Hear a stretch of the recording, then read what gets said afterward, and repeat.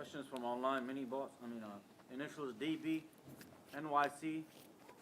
Imam, you mentioned that the fiqh goes hand in hand with common sense. What about the ruling on wiping the kufs from top instead of the bottom? I.e., the bottom is impure. Jazakumullah khair. Wa alaikum assalam wa rahmatullah. He said, Imam, that you mentioned that fiqh and common sense go hand in hand. What about wiping the bottom of the khufs, the bottom of the socks is impure, so on and so forth. Thank you very much for listening and for paying attention. And thank you very much for putting forth the question. What we said then, we will repeat and say again. Fiqh does not go against common sense. Deen does not go against common sense. Wiping over the top of the socks does not go against common sense. It doesn't go against common sense. First and foremost, why do you wipe over the khufs? Why do you wipe over the socks? Common sense is not to wipe over a piece of cotton or polyester. That's common sense. Common sense, what's the point of running moist hands over a piece of leather? So that's something that's spiritual.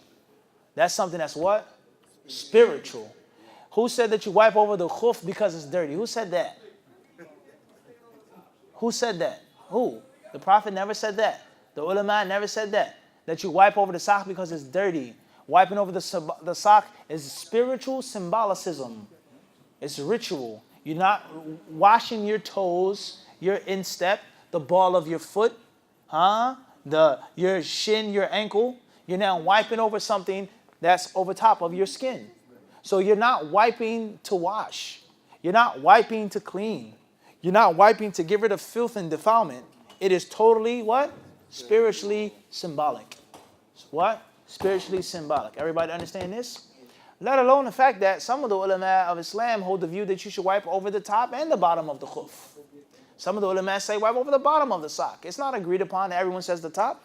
The narration of Ali ibn Abi Talib radiyallahu ta'ala anhu in the Sunan of Imam Abi Dawud, لو كان الدين بالرأي لكان أسفل الخف أولى بالمسح من أعلاه ولقد رأيت رسول الله صلى الله عليه وسلم يمسح على ظاهر الخفين أو كما قال رضي الله عنه. Imam Abu Dawud reported that Ali radiyallahu ta'ala anhu, he said, listen carefully to the words, لو كان الدين بالرأي. He says, if the deen was based off of ra'i, doesn't say common sense. Listen carefully, it's a huge difference. It says, لو كان الدين بالرأي. If the deen was بالرأي, يعني مبنيا على الرأي. لو أن الرأي هو الذي يطغى على الدين, على العلم, على الفقه. He says, if the deen was based off of ra'i meaning reasoning, and reasoning is not always common sense. There's a difference. He says, if the deen was based off of reasoning, for argument's sake, common sense, labas.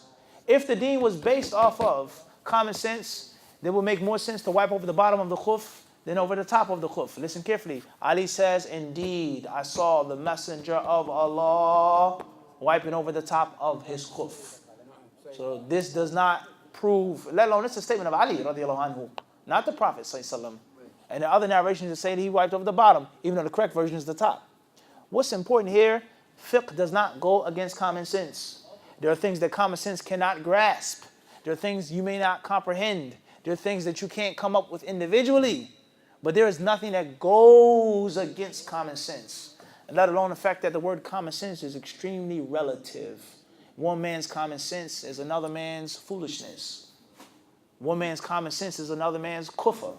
To me, it's iman. To you, that doesn't make sense. You can't see Allah. So you have to be very careful. Common sense does not go against the deen.